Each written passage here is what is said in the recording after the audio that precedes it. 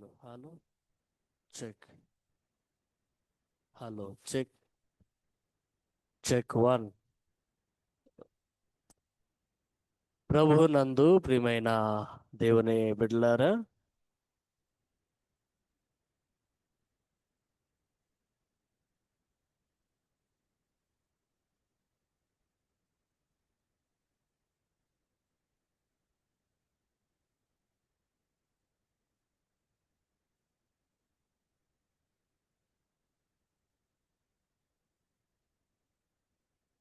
నాకై ఆహ్వానం పలుకుతూ నేటి మన ఆరాధన క్రమమును ప్రారంభించుకోవడానికి గాను ప్రారంభ ప్రార్థనతో ఆరాధనను మనము ప్రారంభించుకుందాం.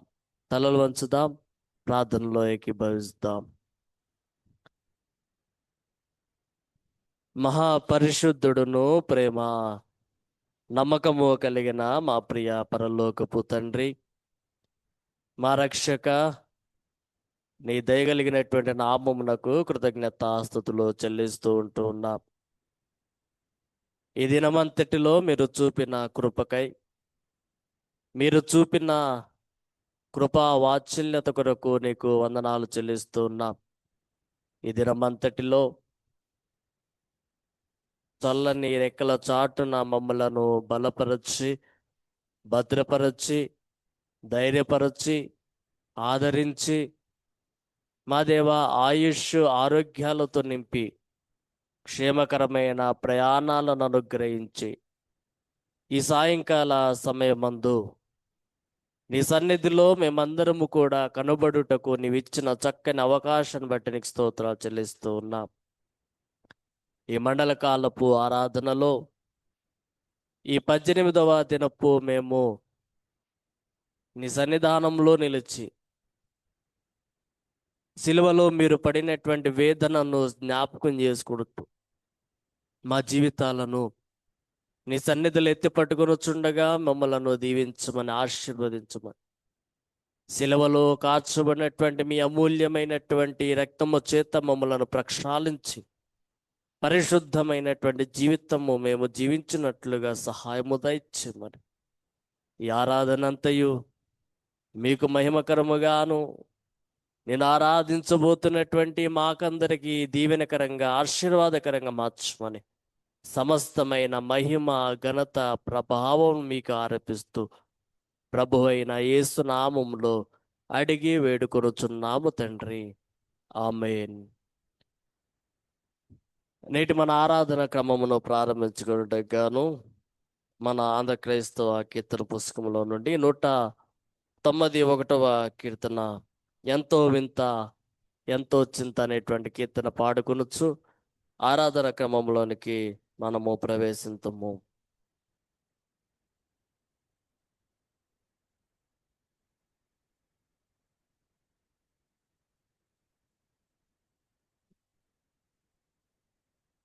ఎంతో వింత ఎంతో చింత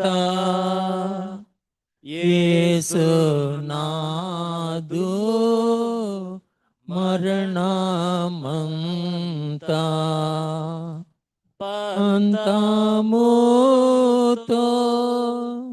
చేసిరంతా సొంత ప్రజలు స్వామినంతా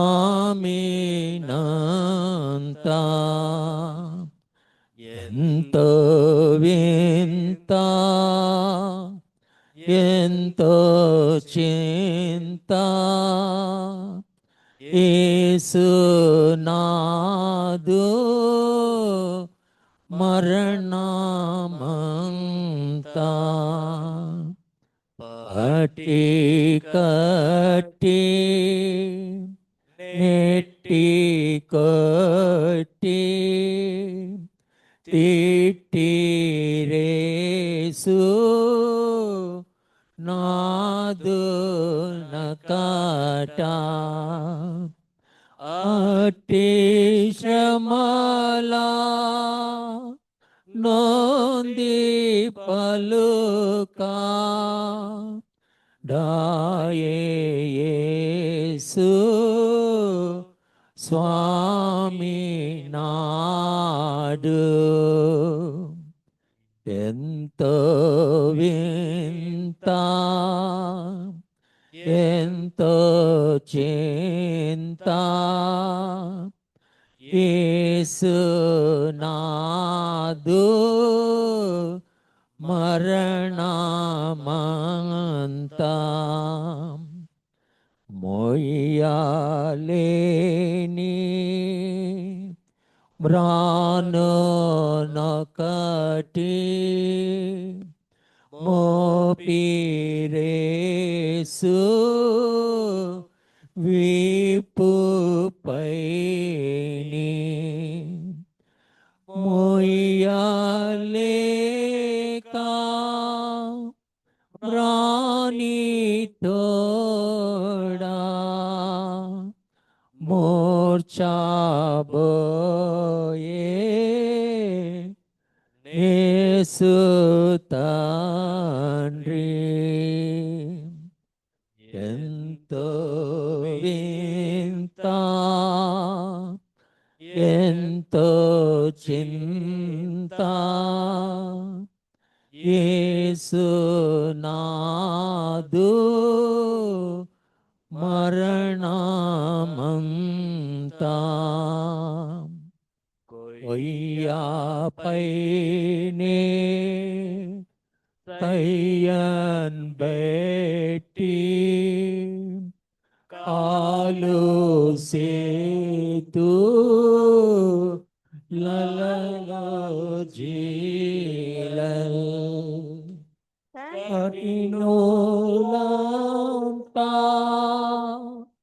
గుడి కొట్టిని ఘోరమో యేసున్ బట్టి ఎంతో వింత ఎంతో చింత యేసు నాదు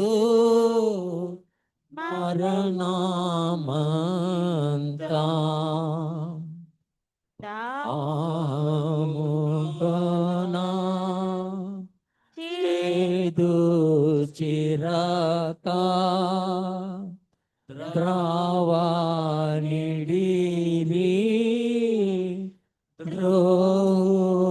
ద్రోలకట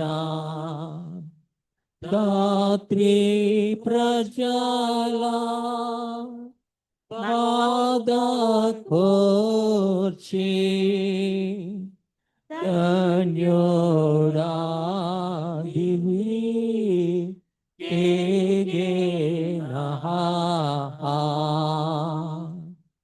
ఎంతో వింత ఎంతో చింత యేసు నాదు మరణమంతా అల్లెముతో రకన్ పొడావం పారే నీరు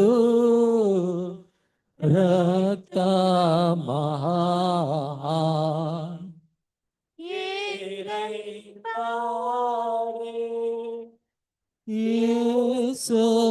యేసులైతా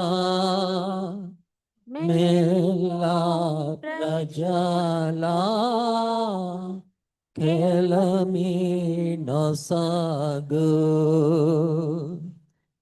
ఎంతో వింత ఎంతో చింత యేసు నాదు మరణమంతా మనమందరం అదే రీతిగా నిల్చుండగా సాయంకాల ఆరాధన క్రమమును అనుసరిద్దాము. ఓ ప్రభువా, నా పెదవులను తెరువుము, అప్పుడు నా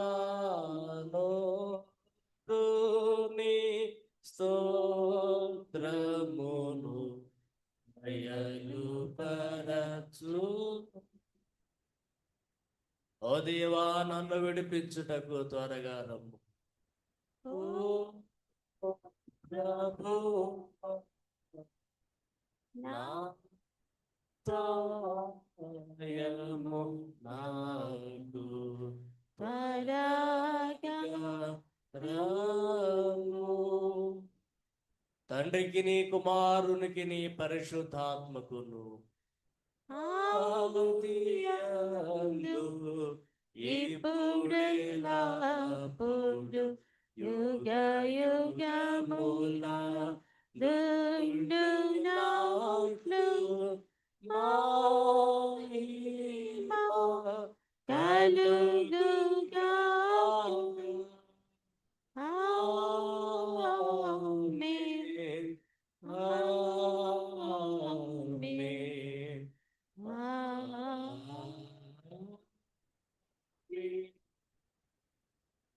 మనమందరము అదే రీతిగా నిలిచిండగా నేటి దినము కొరకు ఏర్పాటు చేయబడిన ఉత్తర ప్రత్యుత్తర లేఖన పాఠ్యభాగము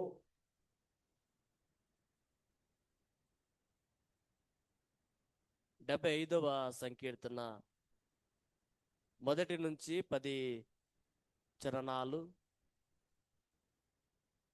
మరి మన మన మధ్యలో ఉన్నటువంటి ప్రమీల రాణి గారు వచ్చి మనలను ఉత్తర ప్రత్యుత్తర లేఖన పాఠ్యభాగంలోనికి నడిపిస్తారు. వచనం వెంబడిస్తూ 10వ చరణం అందరం కలిసి చదువుకుందాం.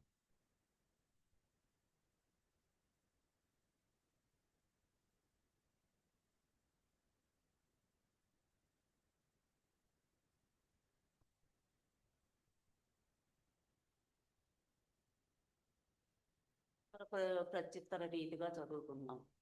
దేవా, మేము నీకు కృతజ్ఞతాస్తుతులు చెల్లించుచున్నాము. నీవు సమీపముగా ఉన్నావని కృతజ్ఞతాస్తుతులు చెల్లించున్నాము. నరులు నీ ఆశ్చర్యకార్యములను వివరించుదురు. నేను యుక్త కాలంలో కనిపెట్టుచున్నాను, నేనే న్యాయంను బట్టి తీర్పు తీర్చుచున్నాను. భూమియు దాని నివాసులందరినూ లయమగునప్పుడు నేనే దాని స్తంభములను నిలుపుదును. అహంకారుల యుండకుడని అహంకారులకు నేను ఆజ్ఞ ఇచ్చుచున్నాను. కొమ్ము ఎత్తకుడి, ఎత్తుగా కొమ్ము ఎత్తకుడి, పొగరు పట్టిన మాటలాడకుడి అని భక్తిహీనులకు నేనే ఆజ్ఞ ఇచ్చుచున్నాను.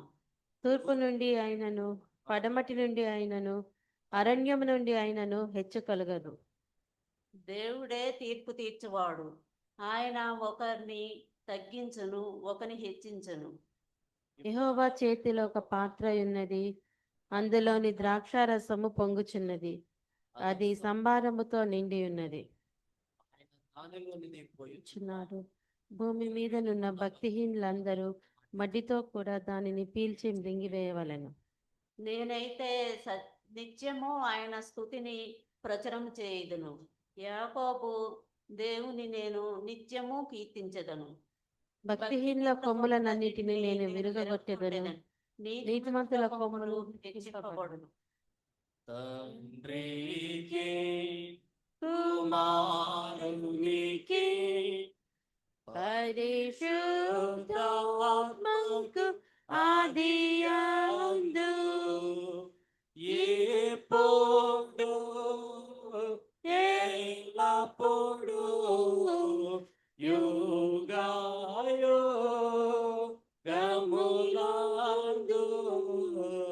నుండునట్లు మహిమా కలుగును గాక.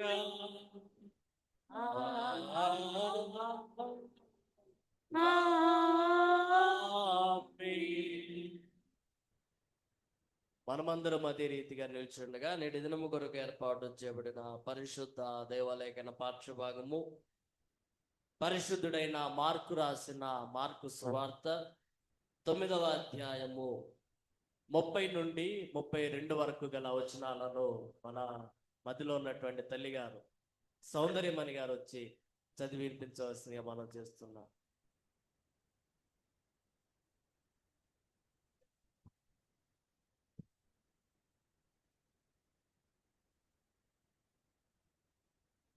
ఎవరైనా ప్రేరేపించబడినటువంటి వారు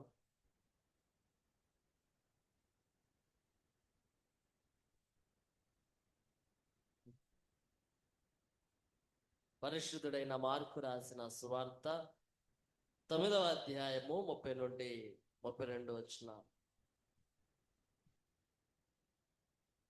మార్కు సువార్త 9వ అధ్యాయము 30 నుంచి 32 వచనాలు.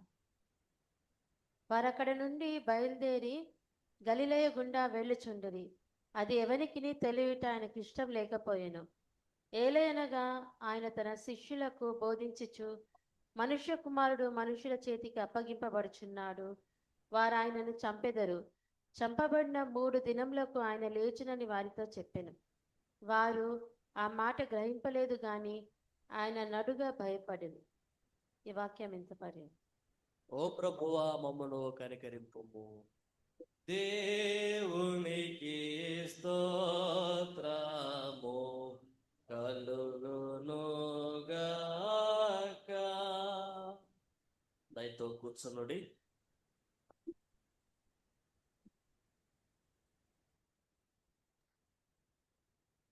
వాక్య సందేశము కొరకు సిద్ధపాటు కీర్తనగా మన కీర్తనల పుస్తకముల నుండి 188వ కీర్తన, చూడారే క్రీస్తుని చూడరే నా సకులార్ అనేటువంటి కీర్తన పాడుకొనొచ్చు. వాక్య సందేశంలోనికి మనము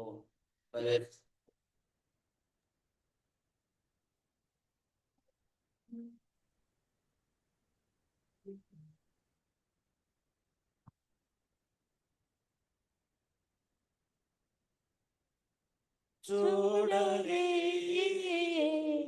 క్రీస్తుని చూడరే నా సకులారా చూడరే క్రీస్తుని చూడరే చూడరి నా మూర్తి పదవికి నేడు ఏ దశలోని నాడు చూడరే క్రీస్తుని చూడరే. మించిపోతి పిలాతు సత్యము కించుకైన తలంపకట వంచనముగా యోధుల మంచితనమే గోరియప్ప కించిన మేలుగనిచ్చిన ఇతని కాంచి కాంచి భక్తులేలు సహించిరో అలికించి మేరిది చూడరే క్రీస్తుని చూడరే సకులారా చూడరే క్రీస్తుని చూడరే.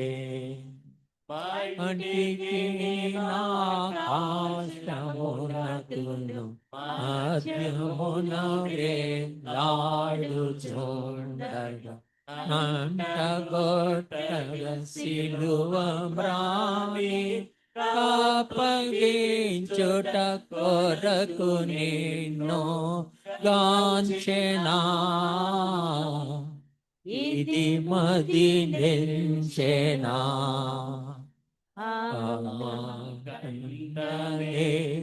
ఇటువంటి ఆపద కంటి ప్రాణము గుండునేక చూడరే క్రీస్తుని చూడరే.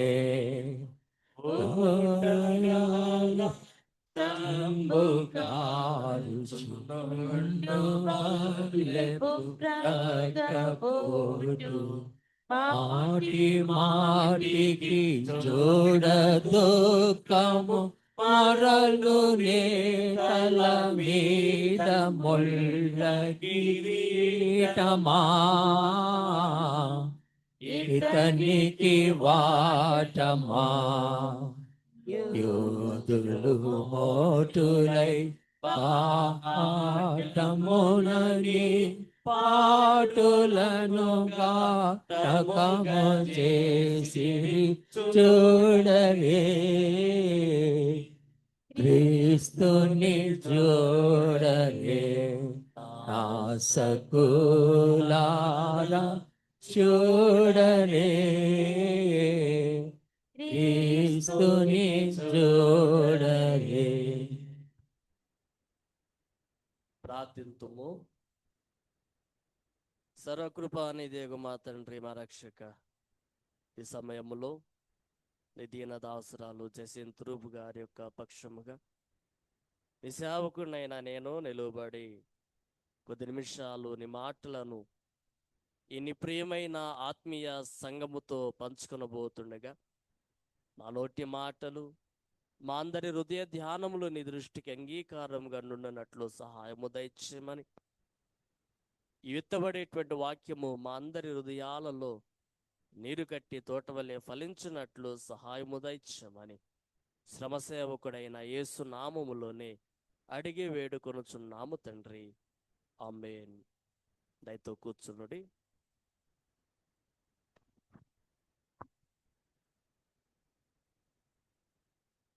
ప్రభువునందు ప్రియమైన దేవుని సంగమా, దేవుని బిడ్డలారా, ప్రభు అయిన యేసుక్రీస్తు వారి శ్రేష్టమైన నామములో మరొక్కసారి మీ అందరికీ కూడా లింటిలోని ఈ 18వ దినపు సాయంకాల ఆరాధనకై మిమ్మల్ని ఆహ్వానిస్తూ వాక్య సందేశంలోనికి ప్రేమపూర్వకంగా మిమ్మల్ని ఆహ్వానిస్తూ ఉన్నాం. చదవబడినటువంటి లేఖన పాఠ్య భాగాలు పరిశుద్ధుడైన మార్కు రాసిన సువార్త 9వ అధ్యాయము 30వ వచన ప్రారంభం మొదలుకొని 32వ వచన ముగింపు వరకు, పాత నిబంధన పాఠ్యభాగముగా కీర్తనల గ్రంథము 75వ సంకీర్తన మొదటి 10 చరణాలు మనము చదవుగా ఆలకించి ఉన్నాం. ఈ చదవబడినటువంటి లేఖన పాఠ్యభాగాలను ఆధారంగా చేసుకుని మనకివ్వబడినటువంటి అంశ భాగము సన్ ఆఫ్ మ్యాన్, అనగా మనుష్య కుమారుడు. నిన్నటి దినాన మనము ఒక అంశ భాగాన్ని గురించి నేర్చుకుందాం. అది ఏమిటంటే సన్ ఆఫ్ గాడ్. ఈరోజు సన్ ఆఫ్ మ్యాన్ అనేటువంటి ఈ అంశాన్ని గురించి మనము ధ్యానించబోతూ ఉన్నాం. లెంటు కాలం అనేటువంటిది యేసుక్రీస్తు శ్రమను, సిలువను, ఆయన త్యాగాన్ని గురించి ధ్యానించేటువంటి ఒక పవిత్రమైనటువంటి సమయంగా ఈ లెంటు కాలాన్ని మనము చూస్తూ ఉంటాం. అయితే ఈరోజు పాఠ్యభాగంలో యేసుక్రీస్తు ప్రభుల వారు తనను తాను మనుష్య కుమారునిగా పరిచయం చేసుకున్నటువంటి సందర్భాన్ని గురించి మనం చూస్తూ ఉన్నాం.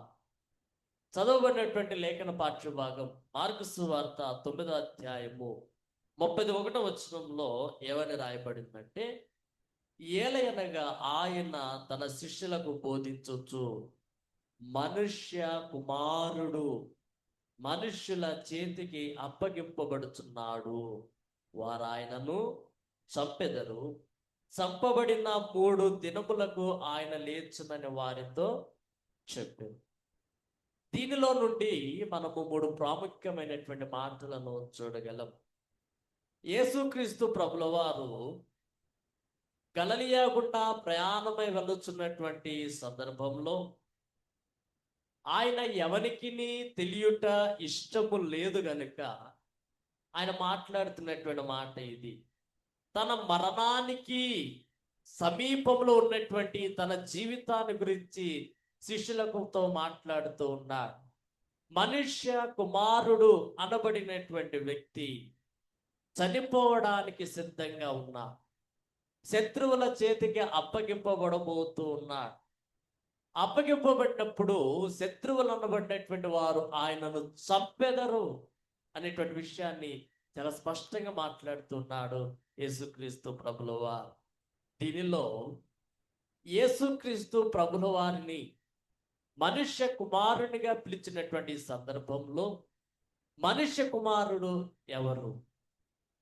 మనుష్య కుమారుడు ఎవరు? ఆయన వచ్చిన సందర్భం ఏమిటి? ఆయన చేసిన కార్యములు ఏమిటో ఈనాటి లేఖన పాఠ్య భాగంలో మనం ధ్యానిద్దాం.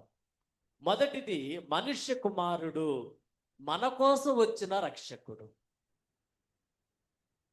ఆ లోకాన్ని విడిచి, తండ్రితో ఉన్నటువంటి ఆనందాన్ని విడిచి, అనుబంధాన్ని విడిచి, ఆప్యాయతను విడిచి, సుఖమును విడిచి, సంతోషాన్ని విడిచి, తండ్రితో సమముగా ఎంచుకొనుట యోగ్యమని కాదని భావించినటువంటి యేసుక్రీస్తు వారు ఈ లోకానికి ఎందుకు వచ్చినాయంటే పాపములో మగ్గిపోతున్నటువంటి ప్రజలను విడిపించడానికి, ప్రజలను రక్షించడానికి యేసుక్రీస్తు వారి లోకానికి వచ్చెను. ఎలా వచ్చెను? మానవ శరీరమును ధరించి వచ్చెను. అందుకే మనుష్య కుమారుడు మన కోసం వచ్చిన రక్షకుడు. యేసుక్రీస్తు వారు తనను తాను అనేక సార్లు మనుష్య కుమారునిగా బయలుపరుచుకున్నటువంటి సందర్భాలు మనం లేఖన పాఠ్య భాగంలో చాలా చూస్తాం. మార్కు సువార్త 10వ అధ్యాయము 45వ వచనంలో చూస్తే, మనుష్య కుమారుడు పరిచారము చేయించుకొనుటకు రాలేదు గాని పరిచారము చెయ్యుటకును అనేకులకు ప్రతిగా విమోచన క్రయధనముగా తన ప్రాణము ఇచ్చుటకును వచ్చాను.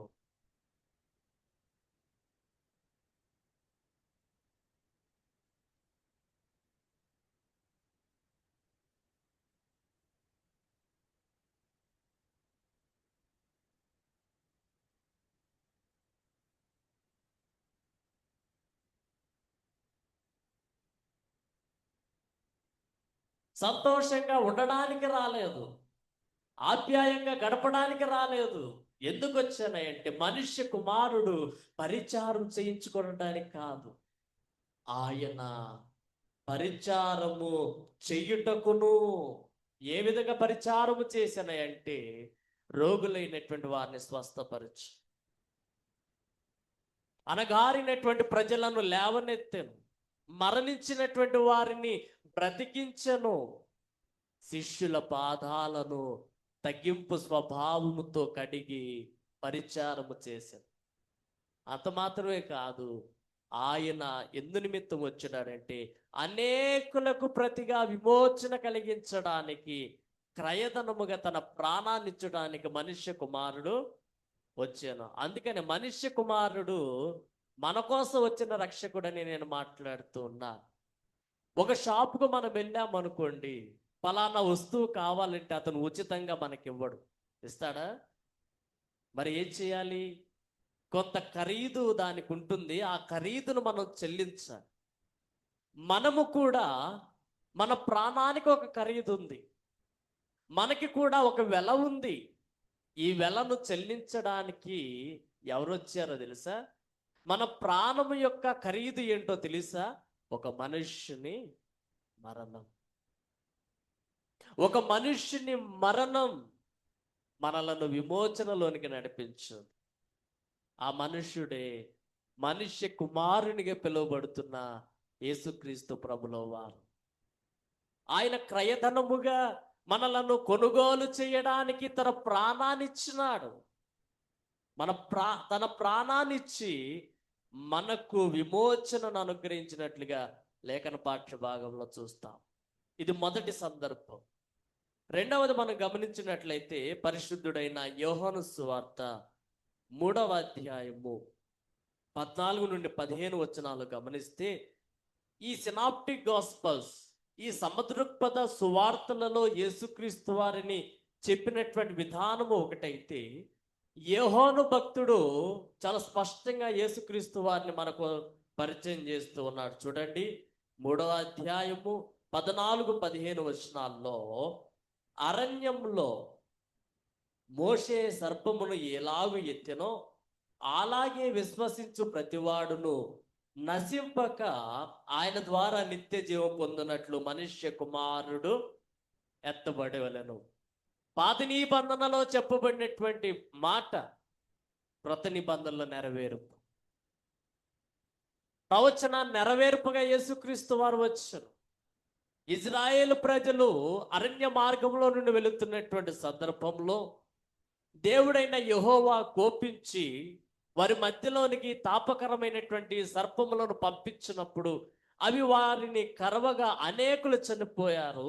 మోషే ప్రార్థించగా దేవుడైన యెహోవా ఏమని సెలవిస్తున్నాడంటే, మోషే ఒక ఇత్తడి సర్పాన్ని ఇచ్చి దాన్ని ఒక కర్ర మీద నిలవబెట్టు, దానిని నిదానించి చూచిన ప్రతివాడును కూడా బ్రతుకును.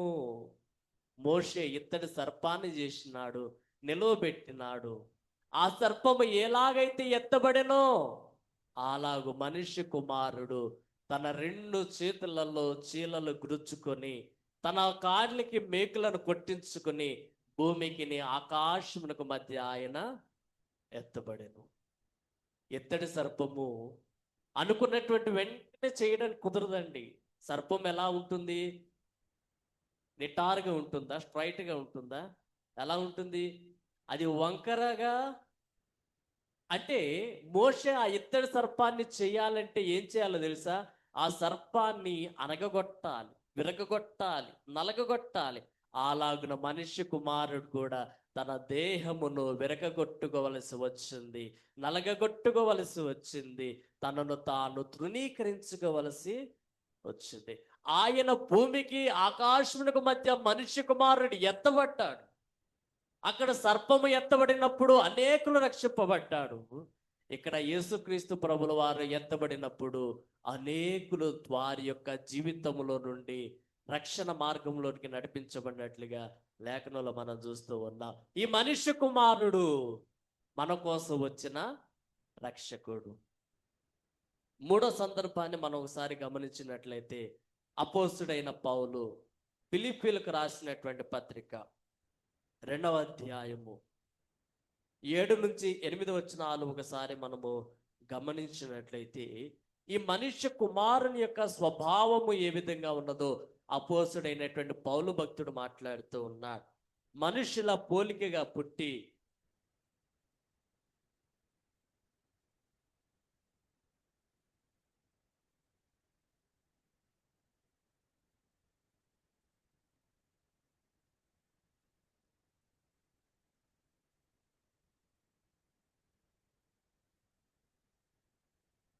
చేతను ఏంటంటే తనను తాను రిక్తునిగా చేసుకొనేను ఈ మనుష్య కుమారుడు. తనను తను ఖాళీ చేసుకొనేను ఈ మనుష్య కుమారుడు. ఖాళీ చేసుకోవడం మాత్రమే కాదండి, ఆయన ఆకారమందు ఎలా కనబడ్డాడంట? మనుష్యుని వలె మన వంటి దేహమే ఆయనకు ఉంది. మన వంటి కళ్ళు ఉన్నాయి, మన వంటి చెవులు కలిగి ఉన్నాడు, మన వంటి కాలు చేతులు కలిగి ఉండి మన స్వభావాన్ని ధరించుకున్నటువంటి యేసుక్రీస్తు ప్రభుల వారు ఏం చేస్తున్నారంటే సిద్ధమవుతూ ఉన్నాడు. దేనికి? మరణించడానికి. మరణము పొందునంతగా, ఏ మరణము? శిలువ మరణము పొందునంతగా ఆయన మన పట్ల ఏమి చూపించుచున్నాడంటే విధేయతను చూపించుచున్నాడు. ఇట్టి విధేయత ద్వారా మనకందరికీ కూడా రక్షణ కలుగుతున్నది. ఈ మనుష్య కుమారుడు ఎవరయ్యా అంటే మన కోసం వచ్చిన రక్షకుడు. మనుష్య కుమారుడు ఎవరు ఎవరు ఎవరు అంటే మన కోసం వచ్చినటువంటి రక్షకుడు. నీ కొరకు, నా కొరకు, మనందరి కొరకు ఆ కలువరి గిరిలో మరణమైనటువంటి యేసుక్రీస్తు ప్రభుల వారు అనేటువంటి విషయాన్ని ఈనాడు జ్ఞాపకం చేస్తూ ఉన్నారు. ఇదే విషయము మరొక 2 విషయాలను జ్ఞాపకం చేస్తుంది. ఏంటంటే ఈయన నిజమైన మనిషిలా వచ్చారు. ఆకారమందు మనిషిగా కనబడి మరలా తిరిగి అదృశ్యమైపోలేదు. శిలువ మరణము దగ్గర పడగానే శిలువలో మరణించి వెంటనే అదృశ్యమైపోలేదంట ఈయన. ఎబ్రీయులకు రాసినటువంటి పత్రిక 4వ అధ్యాయము 15వ వచనంలో స్పష్టంగా మాట్లాడుతున్నాడు. ఏమని మాట్లాడుతున్నాడంటే మన ప్రధాన యాజకుడు మన బలహీనతల యందు మనతో సహానుభవము లేని వాడు కాడు గాని సమస్త విషయములోను మన వలనే శోధింపబడినను ఆయన పాపము చేయలే. యేసు మనలాగే భూమి మీద జీవించాడు, మనలాగే ఆకలిగా ఉన్నాడు, మనలాగే దాహముగా ఉన్నాడు, మనలాగే అలసిపోయాడు, మనలాగే సొలసిపోయాడు, మనలాగే బాధపడ్డాడు. కానీ ఆయన పాపము చేయలేదు. ఆయన శోధింపబడ్డాడు. సాతాను అపవాది అదిగో యెరూషలేము శిఖరపు అంచునకు తీసుకుని వెళ్ళి ఈ సర్వాంగ రాష్ట్రాలన్నిటిని చూపించి నాకు సాగిల పడుము, వీటన్నిటిని నీకు ఇస్తానన్నప్పుడు అది ఒక శోధన. ఆకలి వేసినప్పుడు ఈ రాళ్ళను రొట్టిగా చేసుకుని తినుమనేది ఒక శోధన. ఇదిగో ఈ శిఖరపు అంచు నుండి కిందకి దుముకుము అని ఒక శోధన. యేసుక్రీస్తు వారు మనలాగే శోధింపబడ్డాడు, మనలాగే కష్టాలు అనుభవించాడు, మనలాగే శ్రమ పడ్డాడు.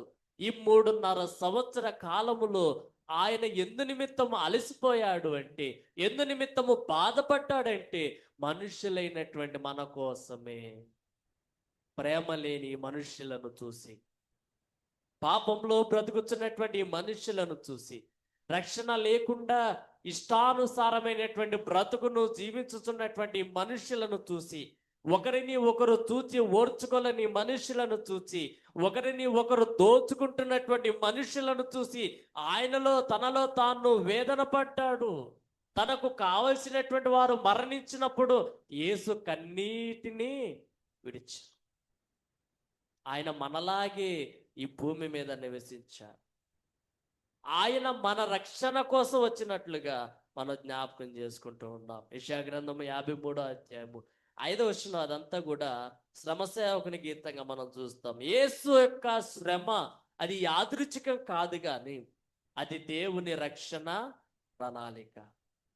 ఈ లెంటు కాలం మనకు గుర్తు చేస్తుంది ఏంటంటే, యేసు పడినటువంటి బాధ, వేదన, ఆవేదన అంతా కూడా ఎందు నిమిత్తం అంటే మన రక్షణ కోసం అనేటువంటి విషయాన్ని జ్ఞాపకం చేస్తూ, మనుష్య కుమారుడు మన కోసం వచ్చిన రక్షకుడు.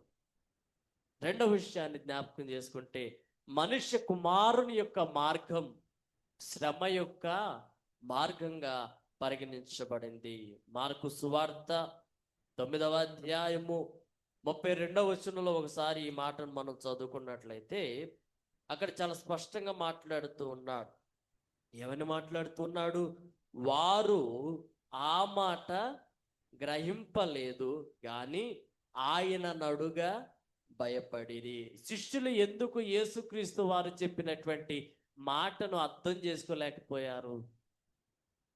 ఆయనతో నడిచినటువంటి వారే, ఆయనతో ఉన్నటువంటి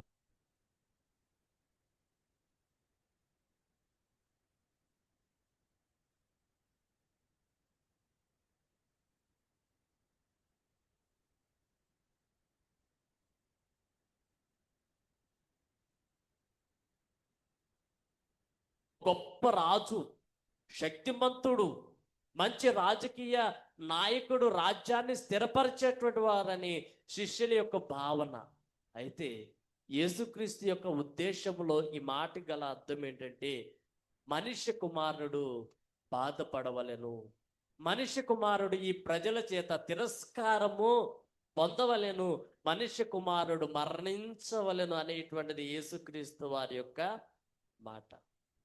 మనం కూడా ఒక వ్యక్తిని చూసినప్పుడు ఆయా రీతులుగా మనం అంచనా వేస్తూ ఉంటాం, కానీ మనమందరం ఆయనను ఒక దృష్టిలో చూస్తాం, ఆయన మనలను ఒక దృష్టిలో చూస్తాం. శిష్యులు అనుకున్నారు యేసుక్రీస్తు ప్రభుల వారిని చూసి మంచి నాయకుడు అనుకున్నా, మంచి రక్షకుడు అనుకున్నా, మంచి అద్భుతాలు చేయగలిగినటువంటి వారు అనుకున్నారు. కానీ యేసుక్రీస్తు మాత్రం ఏమనుకున్నాడు తెలుసా? నేను తిరస్కరింపబడవలసిన వాడిని అని తనను తాను ఎంచుకున్నట్లుగా లేఖనాలు మనం చూస్తాం. అందుకే మీ అందరికీ కూడా ఒక ఉదాహరణ చెప్పాలని ఆశపడుతూ ఉన్నా. ఒక వ్యవసాయదారుడు ఉన్నాడు అనుకోండి, లేదా మామూలుగా మనమే ఉన్నాం. కొన్ని విత్తనాలు తీసుకున్నాం, విత్తనాలు తీసుకుని వీటిని నాటాలి, భూమిలో వేయాలి అన్నప్పుడు విత్తనము వేసినటువంటి వెంటనే అది మొలిచి మొక్కై పెద్దదవుతుందా? మరి ఏమవ్వాలి? విత్తనము భూమిలో పడినటువంటి వెంటనే అది మొలకెత్తది కాదు కదా, కనీసం దానిలో నుండి చిగురు కూడా రాదు. తీరా చూస్తే అది ఏమైందో తెలుసా? అది ఎండిపోయి చనిపోయింది. లూకాసు వార్త 9వ అధ్యాయము, లూకాసు వార్త 9వ అధ్యాయము 23వ వచనంలో చూడండి. ఆయన అదే విషయాన్ని మాట్లాడుతూ ఉన్నాడు. ఏమని మాట్లాడుతున్నాడు చూడండి. మరియు ఆయన అందరిది ఇట్లా, నేను ఎవడైనాను నన్ను వెంబడింపగోరిన ఎడల తన్ను తాను ఉపేక్షించుకొని ప్రతిదినము తన సిలువనెత్తుకొని నన్ను వెంబడింపవలెను. యేసుక్రీస్తు వారిని వెంబడించాలి అంటే అంత ఆషామాషి అయిన విషయం అయితే కాదండి. తనను తాను ఏం చేయాలంట? తనను తాను తిరస్కరించుకోవాలి, తన సిలువనెత్తుకోవాలి, ప్రతిదినము దానిని మొయ్యాలి, దానిని మోస్తూ యేసుక్రీస్తు వారిని వెంబడించాలండి. అందుకని ఆ ఉదాహరణ చెప్పాను. మొదట ఆ విత్తనము భూమిలో పడి చావకుండా ఎడల అది ఎలాగు ఫలించును? ఆ విత్తనము మొదట భూమిలో చావవలెను.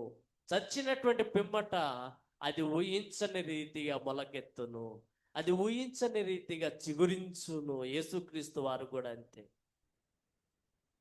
ఎండినటువంటి భూమిలో, పాపం అనేటువంటి ఎండినటువంటి ఈ భూమిలో యేసుక్రీస్తు వారు విత్తనము వలె పడినప్పుడు మరణించడం జరిగింది. మరణించినటువంటి తర్వాత ఆత్మీయ రక్షణ అనేటువంటి చిగురును ఆయన మొలకెత్తడం జరిగింది. మనము కూడా ఏం చేయాలి అంటే, మనము కూడా చావవలసిన వారమై ఉన్నాం.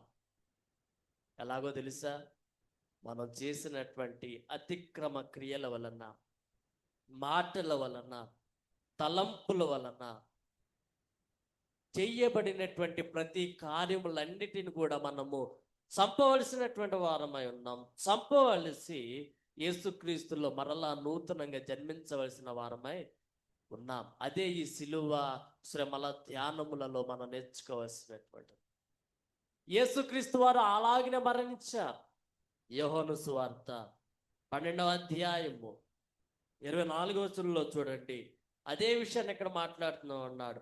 గోధుమ గింజ భూమిలో పడి చావకునే ఎడల అది ఒంటిగానే, అది చనిపోయినటువంటి ఎడల విస్తారముగా ఫలించు.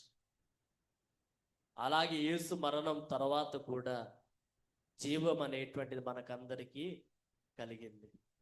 యేసు మరణించడం ద్వారా శ్రమ యొక్క మార్గం అనేటువంటిది మూయబడి జీవపు మార్గము మనకు తెరవబడింది. ఇలాంటి కాలం మనకు ఒక పిలుపునిస్తుంది. వినయంతో ప్రభు యొద్దకు రండి, పశ్చాత్తాపపు హృదయంతో ప్రభు యొద్దకు రండి, మిమ్మలను మీరు ఆత్మ పరిశీలన చేసుకున్నాడు అనేటువంటి విషయాన్ని ఈ మాటలు తెలియజేస్తూ ఉన్నాయి. మనలో వినయము ఉండాలి. ఎందుకో తెలుసా? ఆయన వినయము గలవాడే, విధేయత గలవాడే, శిలువ మరణము నొందు వరకు ఆయన విధేయత చూపినాడు. ఆయన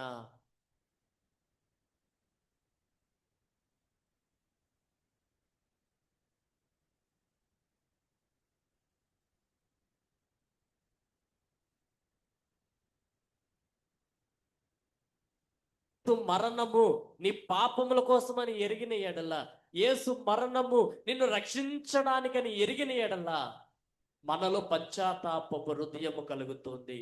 దావీదులో కలిగింది పశ్చాత్తాపపు హృదయం. దావీదులో కలిగి అంటున్నటువంటి మాట ఏదో తెలుసా? అయ్యా, నేను ఇప్పటి వరకు నీకు అశుద్ధమైనటువంటి వానిగా జీవించానేమో, చేసింది ఒక తప్పే. కానీ తన పశ్చాత్తాప హృదయము ఎంతగా మాట్లాడుతున్నాడంటే, నా యందు శుద్ధ హృదయాన్ని కలిగించని ప్రభు యొక్క యెహోవా సన్నిధిలో తన విజ్ఞాపనను కురిపించినట్లుగా మనం చూస్తూ ఉన్నాం. దేవా, నా యందు శుద్ధ హృదయమును కలుగజేయి. అటువంటి పశ్చాత్తాపపు హృదయం నేడు మనము కలిగి ఉన్నాం. మూడవ విషయం మనం గమనించినట్లయితే, మనుష్య కుమారుడు న్యాయమైన రాజు. చదవబడినటువంటి లేఖన పాఠ్య భాగం ఉత్తర ప్రత్యుత్తర రీతిగా చదువుకున్నాం మనము. 75వ సంకీర్తన 7వ వచనం ఒకసారి మనం చదువుకున్నట్లయితే, దేవుడే తీర్పు తీర్చువాడు, ఆయన ఒకరిని తగ్గించును, ఒకరిని హెచ్చించును. దేవుని న్యాయాన్ని గురించి ఈ కీర్తన మాట్లాడుతూ ఉంది. మనుషులు యేసుక్రీస్తును తిరస్కరించారు. మనుషులు యేసుక్రీస్తును అవమానపరిచారు.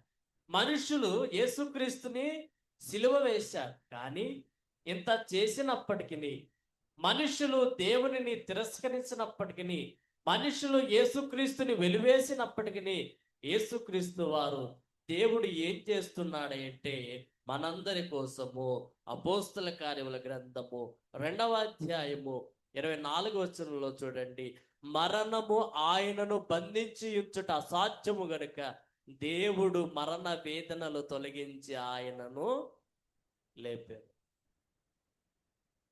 మనుషులు తిరస్కరించినప్పటికీ కూడా మరణము ఆయనను బంధించలేదు గనుక దేవుడు యేసుక్రీస్తు వారు పడుతున్న మరణ వేదనల నుండి తప్పించి తొలగించి ఆయనను లేపినట్లుగా చూస్తూ ఉన్నాం. ఎవరి కోసము? మన కోసం.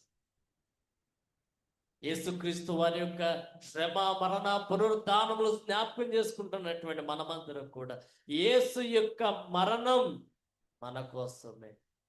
యేసు యొక్క ఈ యొక్క జరుగుతున్నటువంటి ఈ సిలువ వేదికలో జరుగుతున్నటువంటి ప్రాణ త్యాగం మన జీవితాలను రక్షించడానికి అనేటువంటి విషయాన్ని మనము జ్ఞాపకం చేసుకోవాలి.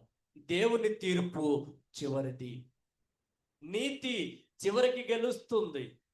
మనుష్య కుమారుడు అప్పుడైనా ఇప్పుడైనా ఎప్పుడైనా ఆయన మహిమగల రాజే, న్యాయాధిపతి అయిన రాజే అనేటువంటి విషయాన్ని మనము జ్ఞాపకం చేసుకోవాలి.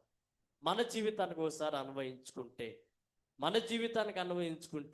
మనము ప్రాముఖ్యంగా 3 ప్రశ్నలను మన జీవితంలో వేసుకోవాలి. మొదటిది, మనము నిజంగా క్రీస్తును అనుసరిస్తున్నామా?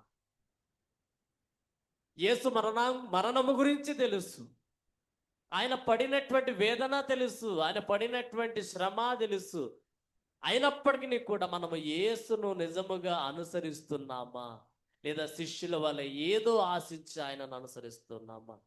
మత్తయి సువార్త 16వ అధ్యాయము 24వ వచనం చూడండి. అప్పుడు యేసు తన శిష్యులను చూచి, ఎవడైనాను నన్ను వెంపడింపగోరి తన్ను తాను ఉపేక్షించుకుని తన సిలువనెత్తుకొని ఆయనను, మరి మనలను మనము ఉపేక్షించుకొనుచున్నామా లేదా అపేక్షించుకొనుచున్నామా? మనలను మనము తిరస్కరించుకొనుచున్నామా? మనము మన సిలువను మోయడానికి సిద్ధపడుతున్నామా? మనము యేసుక్రీస్తును వెంబడించడానికి సిద్ధపడుతున్నామా లేదా ఒకసారి జ్ఞాపకం చేసుకోవాలి. రెండవది, మనము పశ్చాత్తాపము కలిగినటువంటి హృదయముతో జీవిస్తున్నామా? అపోస్తల కార్యములు 3వ అధ్యాయము 19వ వచనం ఒకసారి మనం గమనించినట్లయితే, ప్రభువు సముఖము నుండి విశ్రాంతి కాలములు వచ్చినట్లుగా మీ కొరకు నియమింపబడిన క్రీస్తు యేసును ఆయన పంపునట్లు మీ పాపములు తుడిచివేయబడు నిమిత్తము మారు మనసు నొంది తిరుగుతున్నామా? మారు మనసు నొంది ఆయన వైపు తిరుగుతున్నామా? పశ్చాత్తాప హృదయముతో ఆయనను అనుసరిస్తున్నామా? విరిగి నలిగినటువంటి హృదయముతో ప్రభు సన్నిధిలో కనబడుతున్న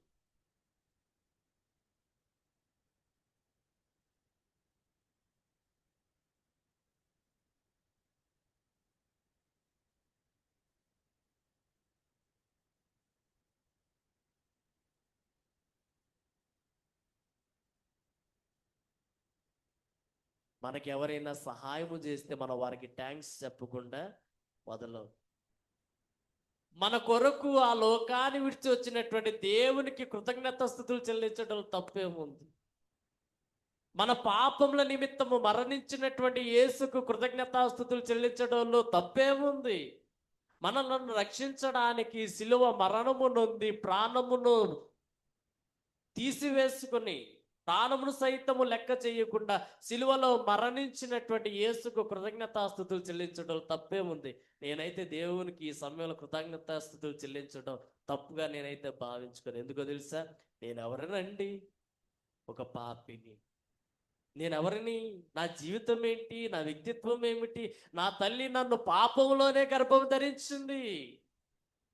నేను పాపంలోని ఈ లోకంలోనికి వచ్చినటువంటి వాడిని, పాపినైనటువంటి నన్ను తన హస్తములోనికి తీసుకుని తన పరిశుద్ధమైన రక్తము చేత కడిగి నన్ను పవిత్రంగా చేసినటువంటి వానికి నేను కృతజ్ఞతాస్తుతులు చెల్లిస్తున్నా. అందుకే చూడండి, దేవా మేము నీకు కృతజ్ఞతాస్తుతులు చెల్లించుచున్నాం. నీవు సమీపముగా ఉన్నావు, మా జీవితంలో సమీపముగా ఉన్నావు, మా పాపపు జీవితంలో సమీపంగా ఉన్నావు, మా కొరకు ప్రాణత్యాగం చేయడంలో నీవు సమీపంగా ఉన్నావు, మమ్మల్ని రక్షించడంలో నీవు సమీపంగా ఉన్నావు, మా కొరకు చనిపోవటకు నీవు సమీపముగా ఉన్నావు. మా కొరకు నీవు ఇంత చేసినందుకు నీకేమి చెల్లించగల, ఏం చెల్లించలే, కృతజ్ఞతాస్తుతులను నేను నీకు చెల్లించుచున్నా. అందుకనే మనము నిజముగా ప్రభువుకు కృతజ్ఞతాస్తుతులు చెల్లించుచున్నామా లేదా అనేటువంటిది ఒకసారి మనము జ్ఞాపకము చేసుకోవాలి. చదవబడినటువంటి లేఖన పాఠ్య భాగాలు ముఖ్యాంశము మనుష్య కుమారుడు. మొదటి ఉపాంశము మనుష్య కుమారుడు మన కోసం వచ్చిన రక్షకుడు. రెండవది మనుష్య కుమారుని యొక్క మార్గం శ్రమ యొక్క మార్గం. మనుష్య కుమారుడు చివరికి మహిమ గల రాజు. చివరికి ఒక మాటను చదువుకుందాం. అపోస్తుడైన పౌలు రోమీయులకు రాసినటువంటి పత్రిక, అపోస్తుడైనటువంటి పౌలు రోమీయులకు రాసినటువంటి పత్రిక 10వ అధ్యాయము 9వ వచనము. అదేమనగా, యేసు ప్రభువని నీ నోటితో ఒప్పుకొని దేవుడు మృతులలో నుండి ఆయన లేపనని హృదయమందు విశ్వసించినడలా నీవు రక్షింపబడుదువు. నమ్ముచున్నావా ఈ మాటను? ఏమని? ఇదిగో గమనించండి, ఇదిగో అదేమనగా యేసు ప్రభువు అని నీ నోటితో ఏం చేయాలంట? ఒప్పుకోవాలి. పై కనిపించేటువంటి ఈ క్షణభంగురమైనటువంటి జీవితం కొరకు ఆశపడకండి. యేసు ప్రభువని మన నోటితో ఒప్పుకోవాలి. ఆయన మృతులలో నుండి లేపనని నీ హృదయమందు విశ్వసించాలి. అప్పుడు నీవేం చేయబడదువు? రక్షింపబడదువు. మనుష్య కుమారుడు మన కోసం వచ్చినటువంటి రక్షకుడు.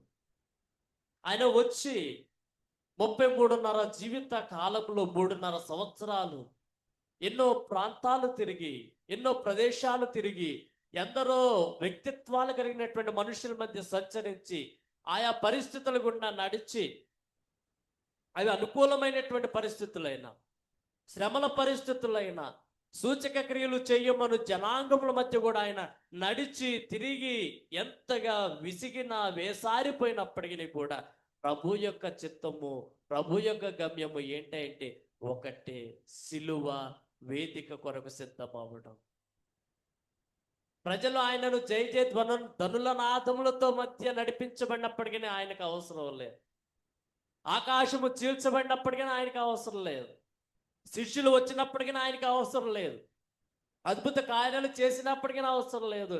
ఆయన గురి గమ్యము ఎక్కడికంటే సిలువ వేదిక కొరకు. సిలువ వేదిక కొరకు తనను తాను సిద్ధం చేసుకుంటున్నాడు. అందుకే నా కీర్తన పాడా 188వ కీర్తన, చూడారి క్రీస్తును చూడారి నా సకులారా క్రీస్తుని చూడరే. చూడరే నా ముక్తి పదవికి నేడు ఏ గతి పట్టిందో చూడండి. మంటికి నీ ఆకాశానికి నువ్వు వేలాడబడుతూ ఉన్నా. పొత్తి పిలాతు యొక్క అన్యాయపు తీర్పుకు బలి అయిపోతూ ఉన్నాడు. మూటగా రక్తము కారుచున్నప్పటికీ, తనలో ఉన్నటువంటి దేహం అంతా కూడా నలగగొట్టుకున్నప్పటికీ నా క్రీస్తు చేసినటువంటి త్యాగాన్ని స్మరించుకునుడి. ఆయన మనుష్య కుమారుడికి లోకానికి వచ్చారు. మనుష్య కుమారునిగా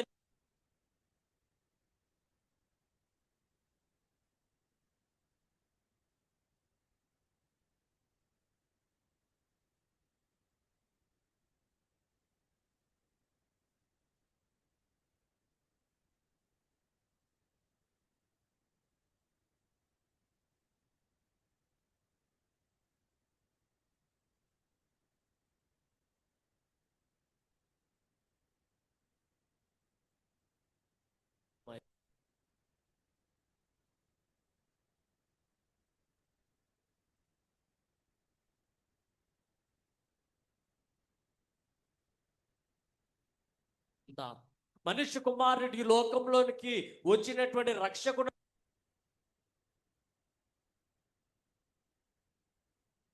ఎంచుకుందాం, ఆయనకు కృతజ్ఞతాస్తుతులు చెల్లిద్దాం.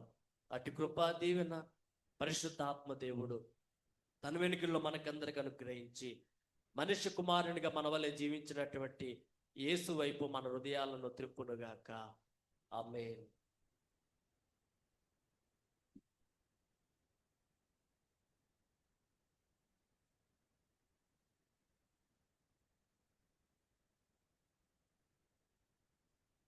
ఈ సమయంలో మరి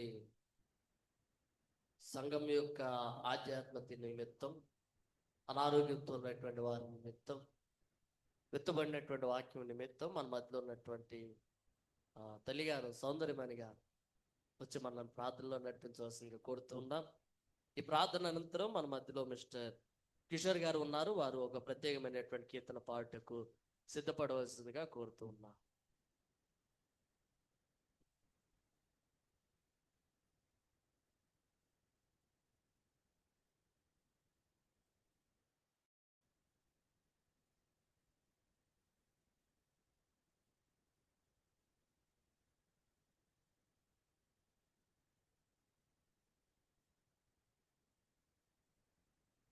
హలో, పరిశుద్ధుడైన ప్రేమగల మా తండ్రి, నాయన ఉదయం నుంచి సాయంత్రం వరకు మీరు ఎక్కడి కింద మమ్మల్ని భద్రపరిచి నాయన ఈ సమయంలో ప్రభు నేను ఆరాధించుకుంటకు ఇచ్చిన సమయాన్ని బట్టి నీకు వందనాలు చెల్లించుకుంటున్నాం తండ్రి. నేను ఏ రీతిలో మేము ఉంటున్నామో మా హృదయ ఆలోచనలో ప్రభు ఏ విధంగా మేము ఉంటూ ఈ యొక్క సన్నిధానంలో రాగలుగుటకు మా మనసులోని ఏ విధంగా నిష్కపటం లేకుండా ప్రభు నీ సన్నిధిలో మోకరించి నిన్ను స్తుతించే భాగ్యం దయచేయమని అడుగుతున్నాను తండ్రి. నాయన దీనులమైన మేము పాపులో ప్రభు మా కొరకు శిలువ మీద మరణించి నాయన రక్తం చిందించి నాయన మా కొరకు ఎంతగానో ఘోర మరణం పొందిన దేవ నీకు వందనాలు చెల్లించుకుంటున్నాం. ఈ రోజైతే మేము ఇది తింటున్నాం, తాగుతున్నాం, అంతేగాని ప్రభు నీ కొరకు మేము ఏం చేస్తామని ఆలోచన మాలో ఉండటం లేదు ప్రభు. మరి కనికరించండి, దయచేయండి ప్రభు. మరి సంఘంలో ప్రభు ప్రతి ఒక్కరు కూడా నాయన ఉపవాస తినాలి ప్రభు. ఒక్కొక్కరు ఏ విధంగా ఉంటున్నారో హృదయ రహస్యములు మీకు స్పష్టంగా తెలిసే ఉన్నాయి తండ్రి. అడుగుట నీ వంతు, ఇచ్చటం నీ ధన్యత అన్న ప్రభు అడుగుతున్నాం తండ్రి.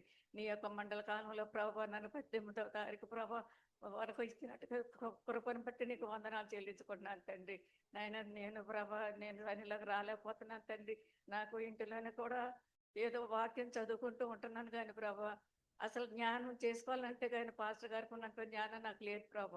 నాయన నీరే కనుకరించి నాయన వృద్ధాప్యలో ఉన్న నన్ను ముట్టి దర్శించమని అడుగుతున్నాను తండ్రి. ఈ సమయంలో ప్రభు ఈ రోజు రాగలిగినట్టుగా నాకు ఇచ్చినటువంటి సమయాన్ని బట్టి వందనాలు చెల్లించుకున్నాం ప్రభు. ఎంతో మంది ప్రభు అనారోగ్యంతో నాయన మంచాల మీద ఉండి ప్రభు లేవలేని పరిస్థితిలో ఉన్నారు ప్రభు. వాళ్ళందరూ మీరే కనుకరించి నాయన లేవనెత్తి నీ సన్నిధిలో రాగలుగుతాడు మీ కృపను అనుగ్రహించమని అడుగుతున్నాను తండ్రి. నాయన నీ నామం గణపరిచే బిడ్డలుగా వాడుకోండి ప్రభు.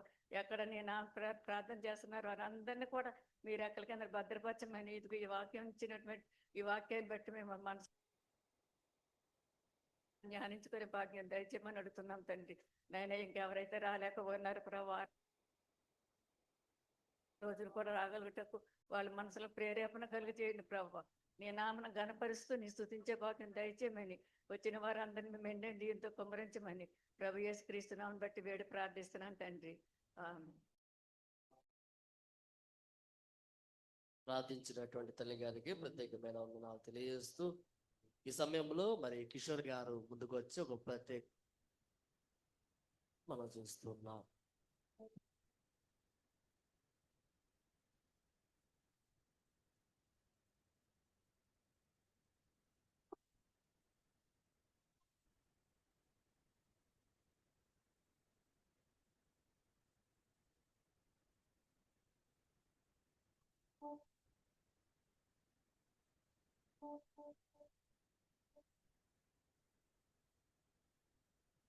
యెహోవాని నామము ఎంతో బలమైనది,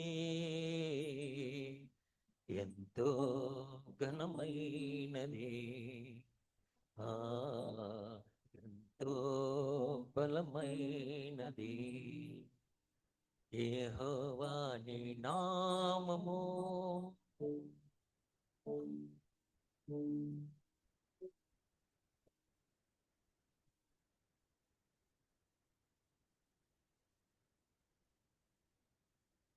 మోషే ప్రార్థించగా మన్నాను కురిపించితివి. మోషే ప్రార్థించగా మన్నాను కురిపించితివి. యెహోషువ ప్రార్థించగా సూర్య చంద్రుల నాపితివి. యెహోషువ ప్రార్థించగా సూర్య చంద్రుల నాపితివి. యెహోవా నీ నామము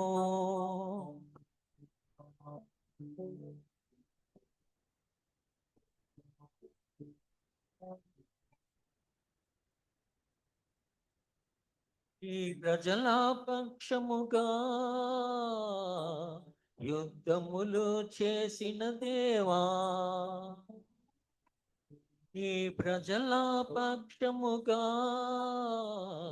యుద్ధములు చేసిన దేవా, అగ్నిలో పడవేసిన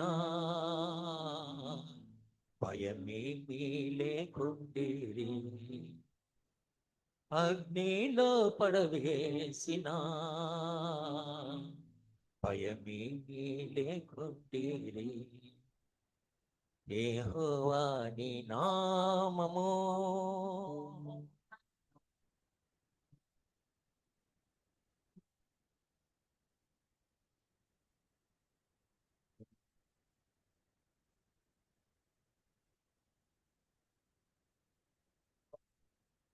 సింహాల బోనుకైనా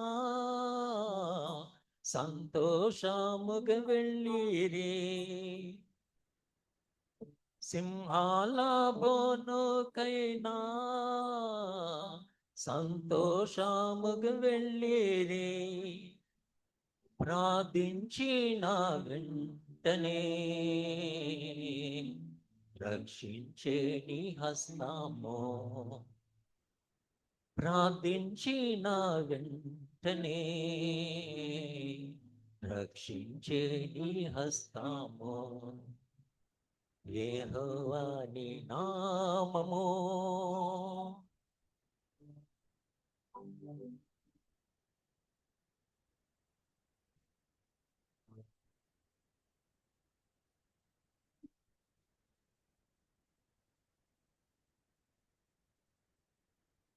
చెరసాలలో వేసిన సంకెళ్ళు బిగించిన, చెరసాలలో వేసిన సంకెళ్ళు బిగించిన సంగము ప్రార్థించగా సంకెళ్ళు విడిపోయేను. సంగము ప్రార్థించగా సంకెళ్ళు విడిపోయేను. యెహోవా నీ నామము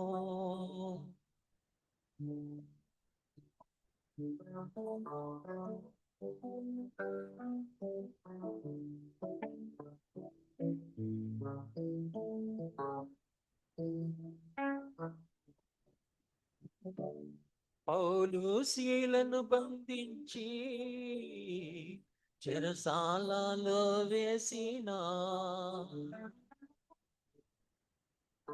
పౌలు శీలను బంధించి చెరసాలలో వేసిన పాటలతో ప్రార్థించగా చెరసాల ప్రాంతాలయే. పాటలతో ప్రార్థించగా చెరసాల ప్రాంతాలయే. యెహోవా నీ నామము ఎంతో బలమైనది, ఎంతో ఘనమైనది, ఎంతో బలమైనది.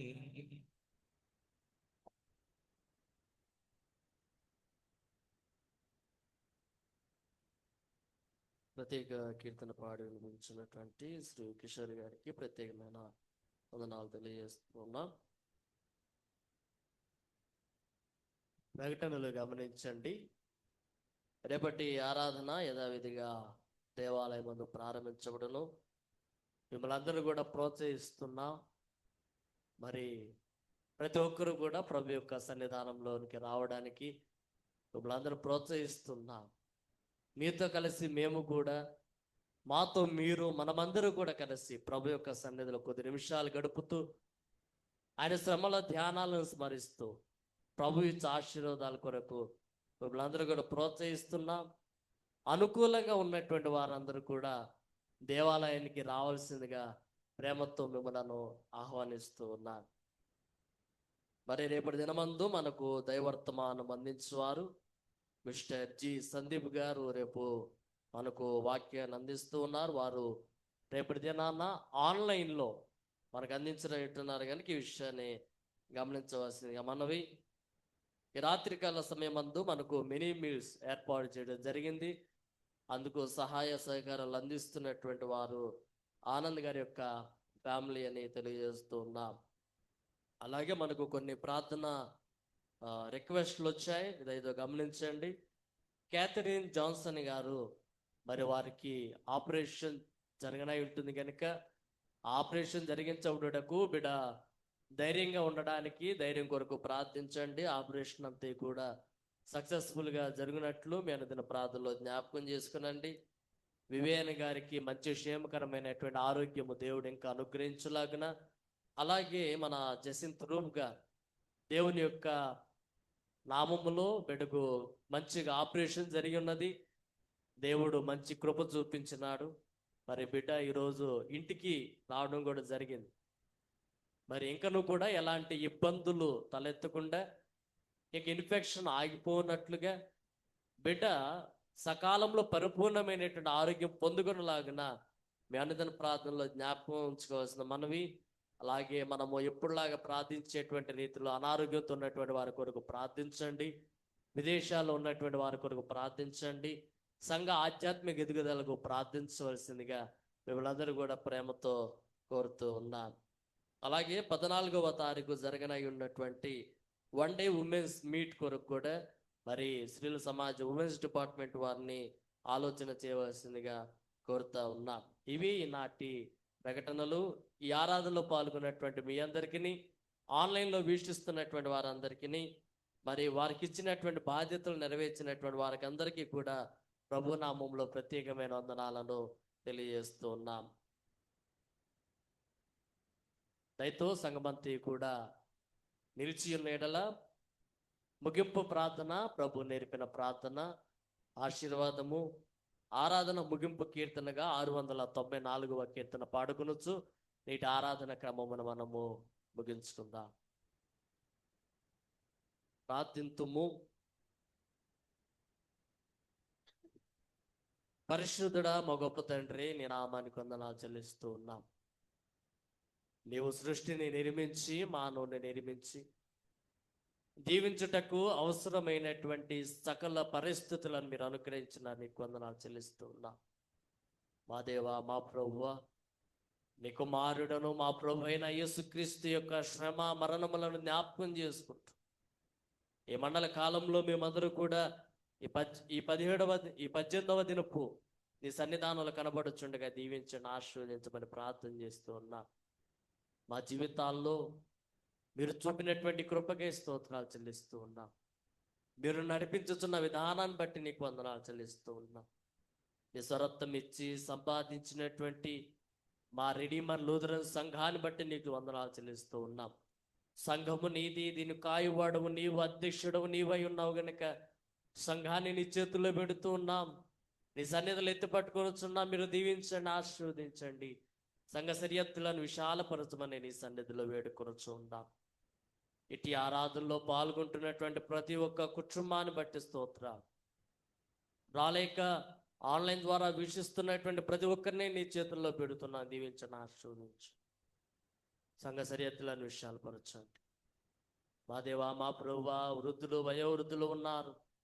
వృద్ధాప్యంలో వారికి కావలసినటువంటి బలము, శక్తి, ఆరోగ్యాన్ని దయచేయమని నీ సన్నిధిలో ప్రార్థన చేస్తూ ఉన్నా. నిత్యము కూడా నీ సన్నిధిలో కనబడు కృప వారికి దయచే, వారికి మంచి బలము దయచే, ఆయుష్ దయచే, నెమ్మదిని దయచేయండి. నీ సన్నిధిలో కనబడుటకు వారు వేగిరపడుచుండగా వారికి కావలసినటువంటి కృపను చూపించమని నీ సన్నిధిలో ప్రార్థన చేస్తూ ఉన్నా. యజమానులను దీవించండి, ఆశీర్వదించండి. కష్టపడి పని చేస్తూ ఉండగా వారికి కావలసినటువంటి బలము, శక్తి, ఆరోగ్యం దయచేయండి. రెక్కలకు మంచి బలాన్ని దయచేసి రెక్కల కష్టాజితాన్ని మీరు ఫలింపచేయండి. ప్రయాణం చేస్తూ ఉన్నారు, క్షేమకరమైన ప్రయాణ మార్గాన్ని దయచేయమని నీ సన్నిధిలో ప్రార్థన చేస్తూ ఉన్నా. యజమానురాళ్ళను దీవించండి. యజమానుడికి సహకరిస్తూ ఉండగా వారికి కావలసినటువంటి జ్ఞానము దయచేయమని నీ సన్నిధిలో ప్రార్థన. మా యవన బట్టలను బట్టి స్తోత్రాలు చెల్లిస్తూ ఉన్నాం. మా దేవా, మా యవనులు నేను వెంబడించేటువంటి కృప దయచేయండి. ఎంతో మంది బిడ్డలు ఉద్యోగాల కోసం ఎదురు చూస్తూ ఉన్నారు. ఉద్యోగ ద్వారాలను తెరవండి. చదువుతున్నారు, మంచి లెస్ అయినటువంటి జ్ఞానము దయచేయండి. మా దేవా, పరీక్షల కొరకు సిద్ధపడుతున్నటువంటి బిడ్డలు ఉన్నారు. మంచి ఉత్తీర్ణతను వారికి దయచేయమని నీ సన్నిధిలో ప్రార్థన చేస్తూ ఉన్నాం. జ్ఞానమును, తెలివిని, వివేకమును, వివేచనను మీరు అనుగ్రహించమని నీ సన్నిధిలో ప్రార్థన. మా సండే స్కూల్ విభాగాన్ని బట్టి నీకు వందనాలు. మా జనారి బిడ్డలను దీవించండి. నీ దయందును, పెద్దల దయందును, వయసునందును, జ్ఞానమందును వారు ఎదుగునట్లుగా సహాయము దయచే. అట్టి రీతిలో వారిని నీ బోధలోను, శిక్షలోను పెంచినట్లుగా తల్లిదండ్రులైనటువంటి వారికి జ్ఞానం దయచేయమని నీ సన్నిధిలో ప్రార్థన చేస్తూ ఉన్నాను. మా దేవా, మా ప్రభువా, అనారోగ్యంతో ఉన్నటువంటి బిడ్డలను నీ సన్నిధిలో ఎత్తి పట్టుకొని చున్నాం. దీవించండి, ఆశీర్వదించండి. మా దేవా, మా ప్రభువా, క్యాథరిన్ జాన్సన్ గారిని బట్టి వందనాలు తెలుస్తూ ఉన్నా. మా దేవా, బిడ్డకు మనోధైర్యాన్ని కలుగు చేయండి, నిబ్బరాన్ని కలుగు చేయండి. మా దేవా, జరగనై ఉన్నటువంటి ఆ ఆపరేషన్ అంతటిలో కూడా మీ కృప చూపించమని ప్రార్థన చేస్తూ ఉన్నా. మా దేవా, మా ప్రభువా, వివ్యాని గారికి మంచి ఆరోగ్యం దయచేసి నీకు వందనాలు చెల్లిస్తూ ఉన్నా. ఇంకా పరిపూర్ణమైనటువంటి ఆరోగ్యం దయచేయండి. నీ సన్నిధిలో సాక్ష్యం నిలబడేటువంటి కృప చూపించమని నీ సన్నిధిలో ప్రార్థన చేస్తూ ఉన్నా. జసింత్ రూప్ గారి కొరకు సంఘమంతా కూడా ప్రార్థించగా నీవు చూపిన గొప్ప కృపకే వందనాలు చెల్లిస్తున్నాను. జరిగినటువంటి ఆపరేషన్ అంతట్లో మీ మహిమను కనపరిచినారు, నీకు స్తోత్రాలు చెల్లిస్తూ ఉన్నా. వెడుకు కలిగినటువంటి ఆ శోధన నుండి దూరపరచండి. మా దేవా, జరిగినటువంటి ఆపరేషన్ అంతా కూడా క్రమంగా జరిగించినందుకు వందనాలు చెల్లిస్తూ, ఇన్ఫెక్షన్ ఆగిపోవడానికి, ఇంక ఎలాంటి ఇబ్బందులు తలెత్తకుండా ఉండడానికి నీ సహాయము దయచేయండి. ఇంకా పరిపూర్ణమైనటువంటి ఆరోగ్యం దయచేసి నీ సన్నిధిలో కనబడేటువంటి భాగ్యం దయచేయమని ప్రార్థన చేస్తూ ఉన్నా. ఇంకా తెలిసిన వారు ఉన్నారు, తెలియనటువంటి వారు ఉన్నారు. అనేకులు అదే అనారోగ్యంతో బాధపడుతూ ఉండగా వారికి కావలసినటువంటి బలమును, శక్తిని, ఆరోగ్యాలను దయచేయండి. ఒంటరితనంతో బాధపడుతున్నటువంటి బిడ్డలు ఉన్నారు. మీరే అండగాను, కొండగాను, ఆశీర్వదకరంగా ఉండమని నీ సన్నిధిలో ప్రార్థన చేస్తూ ఉన్నా. కలవరపడి నేను కొండల వైపు కన్నులెత్తుచున్నాను, నాకు సహాయం ఎక్కడి నుండి వచ్చును? భూమి ఆకాశం సృజించినటువంటి నీ వలన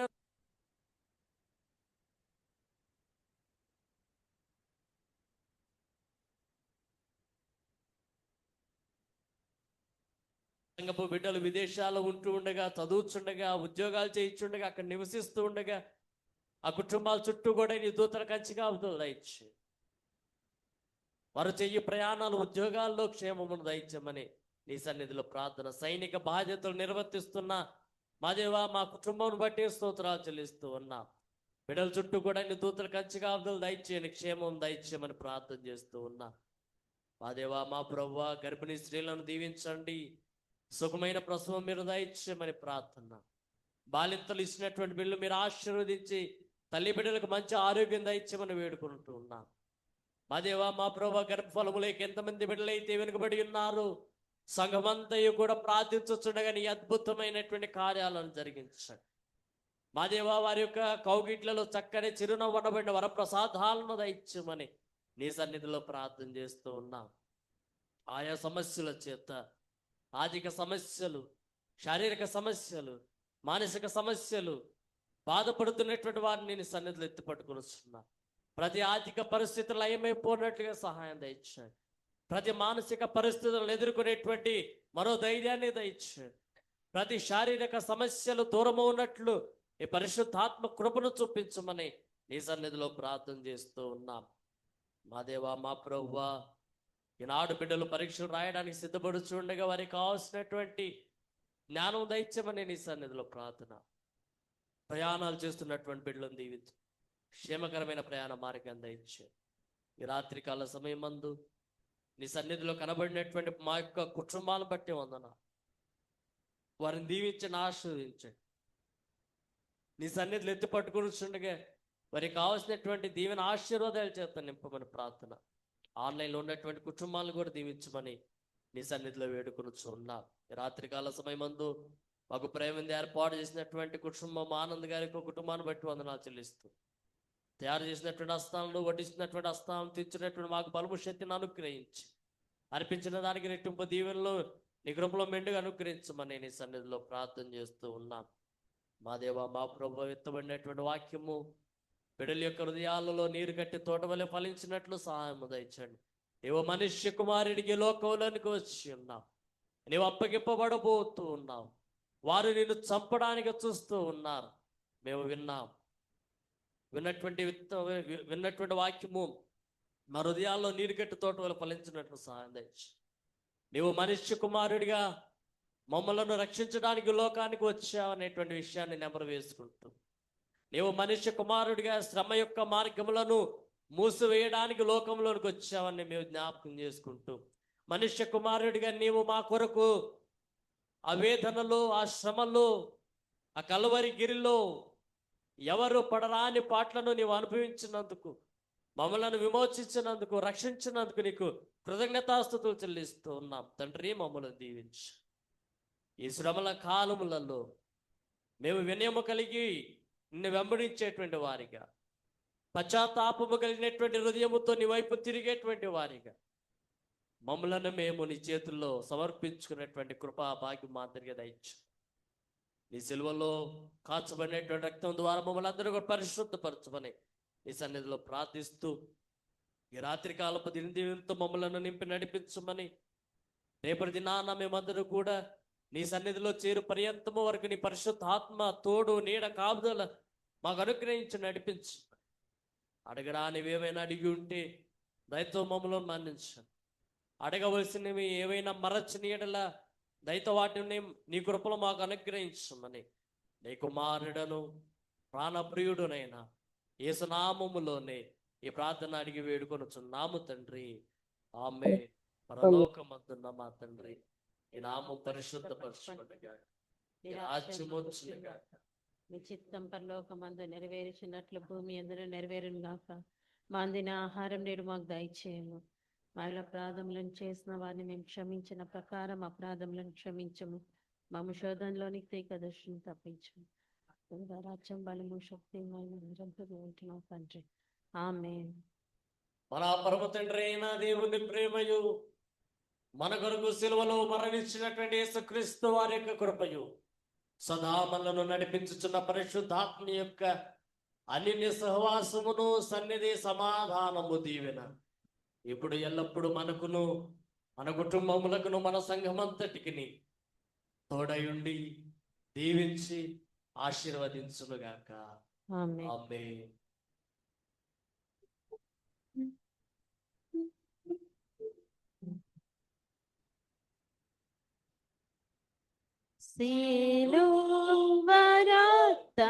సిలువరక్తధారలు ప్రవహించుచున్నవి.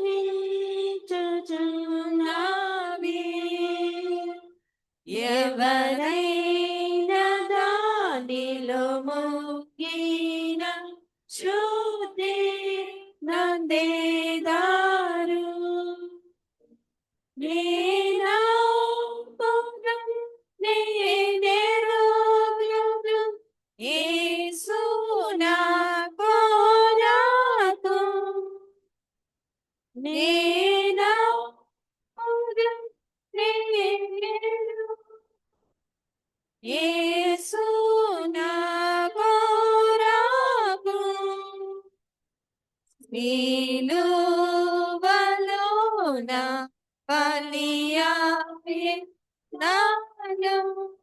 రక్షింపను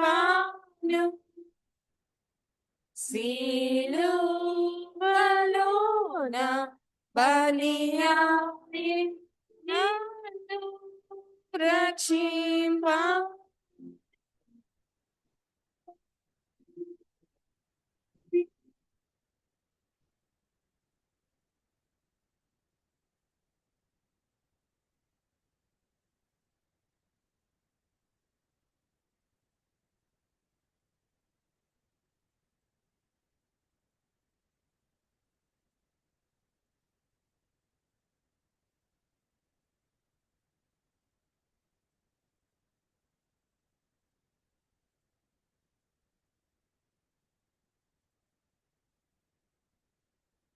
మీ అందరికీ కూడా ప్రభు నామములో వందనాలు తెలియజేస్తున్నాం. సమాధానముతో సెలవు తీసుకుందాం.